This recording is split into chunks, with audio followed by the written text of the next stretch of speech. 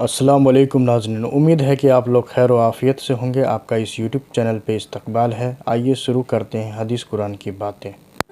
साहिब याह्या रज़ी अल्लाह ने लिखा है कि एक मरतबा हजूर सल्लल्लाहु अलैहि वसल्लम ने खुतबा पढ़ा, जिसमें इरशाद फरमाया कि जो शख्स ला इलाहा इल्लल्लाह को इस तरह से कहे कि खलत मलत ना हो, तो इसके लिए जन्नत वाजिब हो जाती है। हज़रत अली रज़ी अल्लाह ने अर्ज़ किया कि हजूर सल्लल्लाहु अलैहि वसल्लम इसको वाज़िब फरमा दे। खलत मलत का क्या मतलब है? इरशाद फरमाया कि दुनिया की मोहब्बत और उसकी तलब में लग जाना। बहुत से लोग ऐसे हैं कि अंबिया की सी बातें करते हैं और मुतकब्बिर और जाबिर लोगों के से अमल करते हैं। अगर कोई इस कलमे को इस तरह कहे कि यह काम न करता हो, तो जन्नत उसके लिए वाजिब है।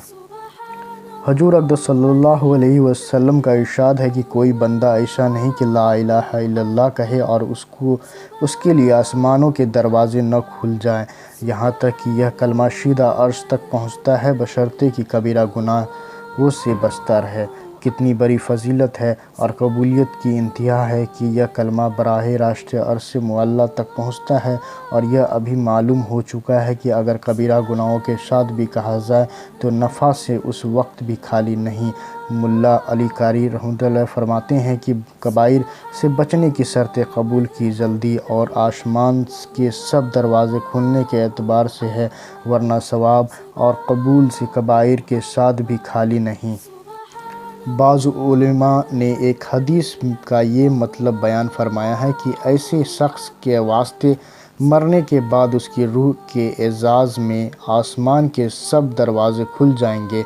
एक हदीस में आया है कि दो कलमे ऐसे हैं कि उनमें से एक के लिए अर्श से नीचे कोई मुंतहा नहीं, दूसरा आसमान और ज़मीन को अपने नूर या अपने अर्ज से भर दे।